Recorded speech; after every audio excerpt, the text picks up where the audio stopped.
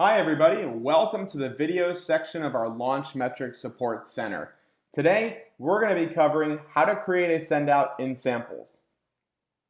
Hopefully you would have already by now viewed a few of our other videos that we do have regarding samples. In those videos, we've shown how to create new collections, import new samples, export for updating, editing samples, and more.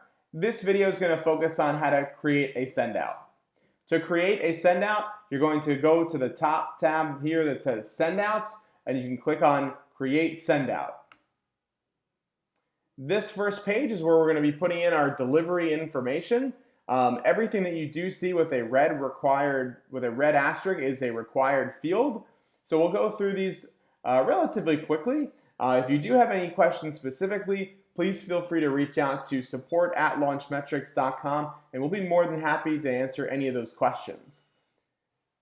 If the sendout that you're creating is a staff loan, so if you are sending it to someone internally, definitely feel free to check off this box that this is a staff loan. The reason why this is helpful is because it won't appear in reports that you might have sent out to people that are outside of your company. So in doing this, checking this box off, if you are just sending it internally, is certainly a good idea. For our purpose, we'll leave that unchecked for now. When I go through these options here, so I can select the currency that my samples are being sent out in, the sender, so this is going to talk about the username of who is making that send out. Method of dispatch, so this is all for internal reference. Samples does not integrate with FedEx or your messenger service or the post, but it is a great way to keep track of how sendouts were sent out. So we'll go ahead and we'll select the messenger just to show that. If you do have ways of sending your samples that you don't see listed, feel free to click on the pencil icon and you can create your own method of dispatch. Delivery type, so if I click on this drop down, you're going to see all the different delivery types that I have. I can create a loan where I expect the sample to be returned to me. I can create a reservation, which is essentially a sendout, but just in the future. When we create loans, the ship date is always the day of the sendout. A reservation, I can create my sendout, but I can extend that ship date to a date in the future. A purchase, so I can mark samples as being purchased or sold. I can mark samples as having been returned to the vendor, sent to archive, written off, or gifted. Please note that when any of these four are selected, the sample will be removed from your sample inventory and it will be found only in the report section. So just make sure that before you do check off one of these, you're 100% sure that you are either gifting the sample, archiving the sample, returning to vendor, etc. We're going to focus on making a loan in this video, so I will select loan. You'll see my reservation date is blocked off because I'm not creating a reservation, I'm just doing a loan. So the ship date range is going to be today's date is June 21st, 2017. So in my example, I'm going to set the expected return date. We'll do it for July 4th. Recipient. So the recipient this is who I'm going to be sending my samples out to. So if I start typing in the name of a contact and they exist within my GPS contacts manager, you'll find here that they will populate. If I am going to be sending to somebody new that does not exist in my contacts database, you're going to see it says no results found. In that case, what you'll do is click on the plus icon to create that new contact. So we'll just say Jennifer Smith, for example. We'll say sample coordinator. Let's just go with retail for now. And then the company name, so if this was a brand new company, so let's say for example she works at brand X, I can put all that information in. Certainly probably if you're doing this in real life, you were going to be putting in more information regarding address. So I can click on create, and now I've gone ahead and I've made the contact or the recipient of who I'm going to send out my send out to.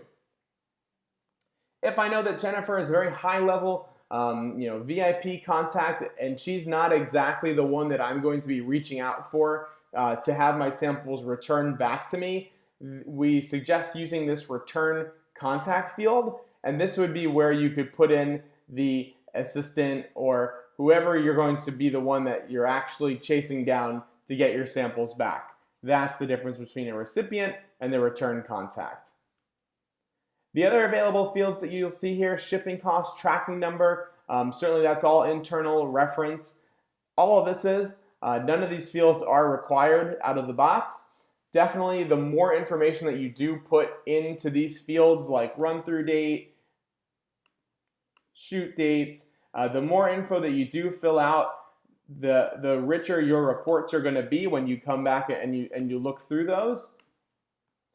So model slab, you can fill all that out. Story theme, we're going to go ahead and just put in support center video, as we know that that's why we're doing this example. So once I've filled out all of my delivery information and everything looks right, the next step is going to be to pick the samples that are going to be sent. So when I click on next step, I have then the ability to search in my inventory. So if I had a barcode scanner successfully hooked up to my computer, this is when I can start to scan the barcodes that you may find on your brand or agency's samples. If I did not have a barcode scanner accessible to me, I can definitely go ahead and click on Add from Inventory or Add by Look. I then can also, if I needed to, I can create and add a brand new sample if the sample did not exist yet in my inventory. So I'll go with the option of clicking Add from Inventory, and this is going to essentially allow me to browse for my sample manager. So for me, I'm going to send out Launchmetrics samples. So my Launchmetrics designer from, let's say, season SS18, we'll go ahead and search for that. And I can see all of the samples that are currently available to me that are not actively marked out on loan. So we'll go ahead, we're going to just select these three. For example, we have a blue blazer, a black dress, and a red dress. So I've scanned those items, and now when I click on X, I can see that those are the three samples that have been scanned to my sample list. Within this selected samples list that I have here, I can remove samples if I've added it by mistake. I can reprint out the barcode label if perhaps I had lost that or it came off of the garment. I also can edit the expected return date. So right now by default the expected return date is July 4th because that's what I set when I was filling out my delivery information in step 1. If I know that there's going to be certain samples that I'm going to be getting later than that date, then I can edit that. And editing the expected return date is really useful for us because if we do know that a sample is coming back to us at a different date than we had originally expected, it is important to keep that updated in the system because if you don't, the system may incorrectly be listing a sample as late, overdue, or missing when it really never was. It just had never been updated, the expected return date. So just know that that option is there for you, and utilizing that feature really will go a long way in making sure that your outstanding samples is as accurate as possible. Now I'm going to go and I'm going to click on Next Step, and you're going to see here that delivery LCM1 has been created successfully. So LCM1 is going to be the delivery number that I can always reference this send out for. I can print out this delivery memo by clicking on Print. I also have the ability to customize this delivery memo. So if I know that Jennifer Smith at Brand X, when I send her samples, she really likes to have the sample images included in that delivery memo, which is something that you can totally do by creating a template. So if we click on Create Template, we're going to have the ability to create a new layout template for our delivery memos. So the first thing I'm going to do is just name the template. I can set the template to either private, so only my username is going to be ever able to access this template, or I can allow others to use and edit. So for me, what I want to do, I want to make sure that I include sample image in my delivery memo. Maybe something like description. I did not use description, but something like size, I did have marked. I can include that. So you can play around with the different available headers that are there for you to put in your delivery memo. You can preview by clicking on the preview button to get an idea of what exactly the delivery memo looks like.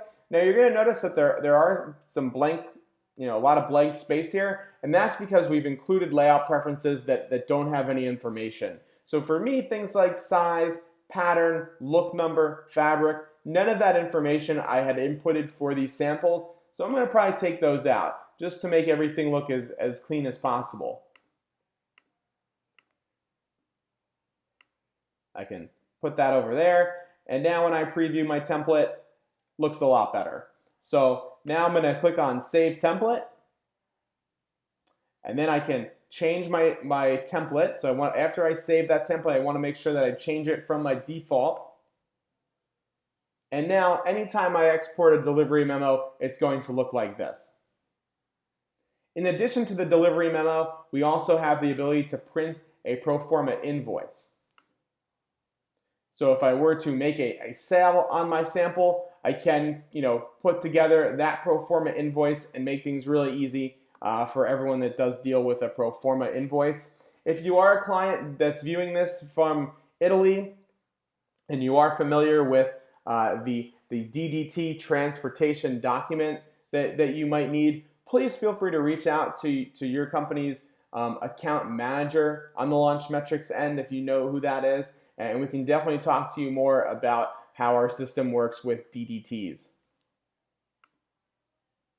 I also have the ability here to print out my recipient address label. So if I do have an address label printer successfully connected to my sample system, I can print that out here, as well as print out all of the sample barcodes that included the samples on this delivery. So if I click on Exit, I'll now be prompted to see my Send Out Manager. So within my Send Out Manager, I can see that my first delivery number is in there. We have LCM1 going to brand X. Jennifer Smith is our contact, our recipient who we're sending it out to. I can see that the send out status is still open because we just made it today. And there's 3 samples that are currently on that send out. So that's the first way that I can create a send out. The second way that I can create a send out is directly from my sample manager. So if I go and I click on search in my sample manager, because we had the out to field selected as a layout preference, now I can see what samples are currently out on loan versus samples that are currently available to me. Now you can also search by availability status, not marked on loan, and that'll allow you to completely bypass any samples that are currently on a delivery. So I'm going to go ahead and create my send out from this view first, and to do that, I can search for the samples that I want to send out. So maybe I want to send out these 2 blue blazers, or black and blue blazers. So then all I need to do is check off or queue these samples, and then using my queue options, this is the drop down that I'll use to go ahead and create that send out. When I click on that and create the send out, essentially we've already knocked out step 2 of our scan samples step.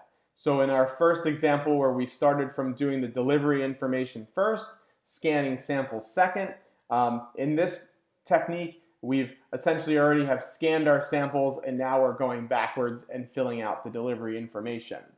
So to show an example of what a reservation would look like, I'll go ahead and change my delivery type to reservation.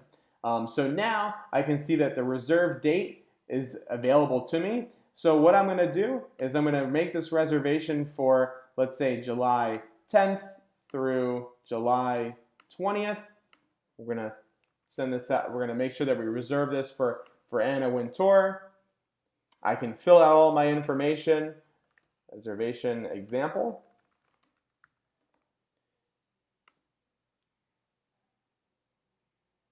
For any info that I do have on this delivery. So I can click on next step. Those 2 samples that I had queued in my sample manager have already been added to my list. So if these are the only samples that I am planning to send out, I can go ahead and click on next step. If I needed to add more samples to the send out, I can click on Add from Inventory, and I can add more samples if I need to this way. So now I'll click on Next Step, and we've created our reservation LCM2. So LCM2 is a reservation. We still have that delivery memo and pro forma options that are available to us. If I change that support center example, nice little tip too, if you set as the default, you'll never have to change the template ever again. So now I'll go ahead and I'll exit. And you can see the difference here. So I have my LCM1, so that was my first send out that I made, and now I have LCM2, which is the reservation example which I've created. Now the nice purpose of making reservations is because if I have another colleague that's working in the system with me and they go to create a new send out and they're doing a loan, and if that loan, if the expected return date falls between the dates of my reservation, so in that example to Anna Wintora, my reservation was between July 10th and July 20th. So if I come into work the next day, or my colleagues working in the system, and they're making a send out with an expected return date that falls between those dates, so we'll say the 14th, for example, when they go and try to create a send out, when they're searching in the inventory and they click on search, they're going to see that there's a caution icon, and it's going to tell us that those samples are currently on a reservation. So if I try to scan, I'm going to get a nice error message saying that these could not be scanned successfully because they've been put on a previous reservation. So that's really the benefit of using reservations. This is a great strategy for teams, for large teams that work together, and just ensuring that you can't send anything out that's already been reserved. And also, if a sample is currently out on a delivery. So if I try to click scan here, again, you're getting that error message and you see the caution icon. These samples are already out on loan. So I need to be able to send out samples that I have available to me. And that's samples that are green and don't have a caution icon. Now that doesn't mean that you wouldn't be able to send out these two samples. So as long as I were to create a send out that did not conflict with these days of July 10th and July 20th, I can definitely add these two samples on a new delivery.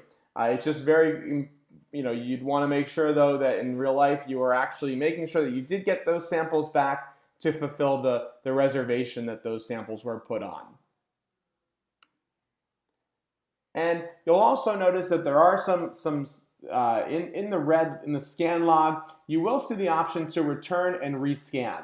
So maybe the samples that were found on the reservation, or the samples that were found on loan, that's probably the better example. Maybe this sample that was found on loan, you actually did receive it, but your colleague perhaps never marked it as returned in the system. Directly from our scan log, I can click return and rescan. And that's going to return that sample from that delivery LCM1, and it's going to be added onto my new send out that I'm creating. So you'll see that my sample list has gone from 2 to now 3 items here. I can click on next step, and then I've just gone ahead and made my third delivery example, LCM3. To see all of those, all of that work that we've done here, that's going to be simply in our send out manager. You can see that in this case, I didn't put in a story theme. I always can go back and edit those details. So if I click on the drop down here, I can select edit delivery. If I click on this downward arrow in my details section, this is where I can go ahead and create a story theme, include that information. Third example I'll put in here, some shoot dates just for example's sake, and save those changes. So you are always able to go back, make edits to your details, remove samples. If I need to remove a sample, I can definitely do that. The system's just going to ask you why. Sample's not active or available, and that's because the reason why we have that is just to ensure that you don't by accident remove a sample from a delivery. It is a multi-step process. So at that point, after I have made edits to my delivery, I can click on the X button. Now if I refresh or research in my send out manager, you're going to see that the story theme has updated as well as the sample quantity. So this video wraps up what we've just showed how to make 3 different sendouts. If you do have any questions on creating sendouts, please feel free to reach out to our support team at support@launchmetrics.com. We're going to make another future video for you to watch regarding how to return samples, and that'll talk about in depth how to return samples from these deliveries. Thanks so much for watching, and best of luck with all your sendouts.